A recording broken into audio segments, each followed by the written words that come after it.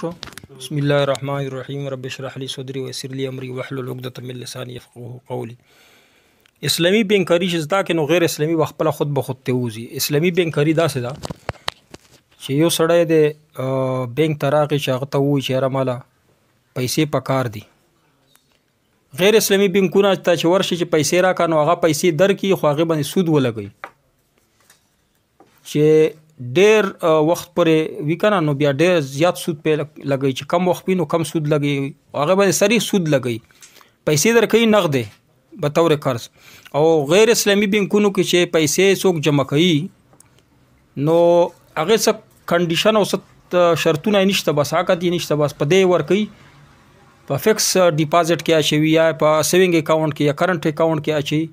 خو څه کنډیشن نشته بس هغه باندې خامخا سود په لګي هغه په سود کې مخکې او تعالی پکې لګونه درکې ډیر ځان تاخلي. او اسلامي بینکاری ته چې ورشي مالا پیسې را کاغه تعالی پیسې نه درکې اته نه تاسو کې چې پیسې صدا پر غواړي اته ورته وای چې مثلا ز گاډي په اخلم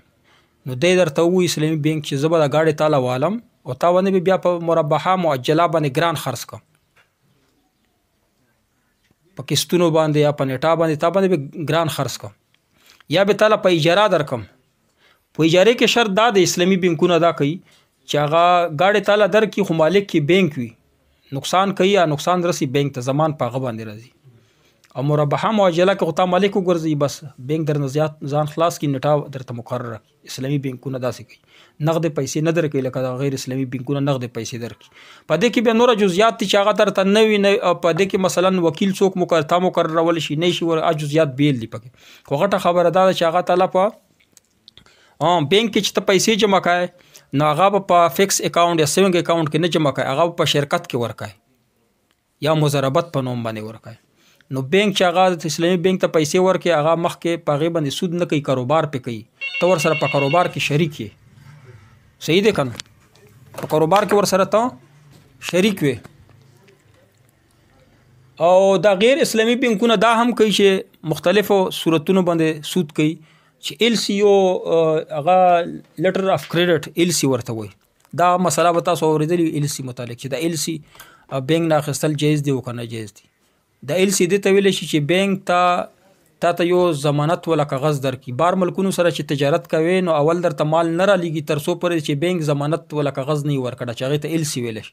نو بانک په هغې ال سی په کاغذ باندې چې تا ذمهواره وایي په هغې باندې درنه پیسې اخلي سود صریح. اسلامي بانکونه داسې نه کوي. اسلامي بانکونه وایي چې بار ملک ته سامان راغواړې نو ما نه ال سی ما غواړه بلکې ما شریک کا په دا کاروبار هغه در سره ځان شریک. نو اسلامي بانکونه چې کم دي هغه ټول طریقه کار چې کم دی یعنی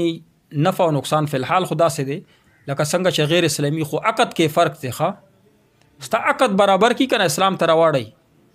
دا غیر اسلامي بانکونه د دې سوچ نه کوي که ټول غیر اسلامي بانکونه عقد برابر کی کنټریکټ برابر کی کنه نو ټول غیر اسلامي بانکونه به اسلام طرف ته راوړي ګناه نه وبچ سود نه وبچ خو نه هغه پروا نه کوي هغه که سود ورته وای که څه وای. غیر اسلامي بانکونو کې چې نوکري کوي حرامه ده تنخواه پکې حرامه چوکیدار تنخواه پکې حرامه ده چې بانک ته غو ورکوي د ځمکه ورکوي په کریا باندې دا هم حرامه ده. نو اسلامي بانکونه چې تعالی پیسې درکوي یا پیسې در نه اخلي په شرکت مزربت یا اجاره مربحه معجله دا خو تاسو مخکې ویلي. او کور چې جوړای نو شرکت متناقصه چې ته وایې زه کور جوړم پیسې راکوه هغه چې کور کې در سره زه شریک شو لکه پیسې به ستا شي ډېرې پیسې به د بانک شي بیا به هغې حصص یونټ مقرر کی ستا لګي یونټ دي بانک زیات دي نو تبا یونټ ولا کریا ورکای دومره زیاته کریا در باندې لګولګي چې اخر کورس تاشي هغه خپل طریقه کار دي نور جزئیات دي پکې په دې خو باندې پوه شو چې اسلامي بانکونه څه طریقې سره چلیږي او غیر اسلامي. اوس په پاکستان کې پېښور کې څومره بانکونه مونږ کوسو چې هغه وایي چې مونږ اسلامي بانکونه په غیر اسلامي طریقې عقد در سره کوي او فتوی ور سره تقی عثماني صاحب پرتی دي وایي چې مونږ په شریعت ټول په غیر اسلامي طریقې روان دي. په اسلامي بانک کرای باندې به کم سړی چې پیسې جمع کوي یا ورکوي هغه ته ډېره فایده ده پکې بنسبت ته غیر اسلامي بانکونه نو ډېره فایده تعالی نه درکوي هغه خو نوره جزئیات دي چې مونږ بینو ټایم اخلي خو دې باندې پوه شو اسلامي بانک کری او غیر اسلامي. بیا به د بیمې متعلق انشاءالله کله اسه خو چې بیمه څه شته ویلی شي.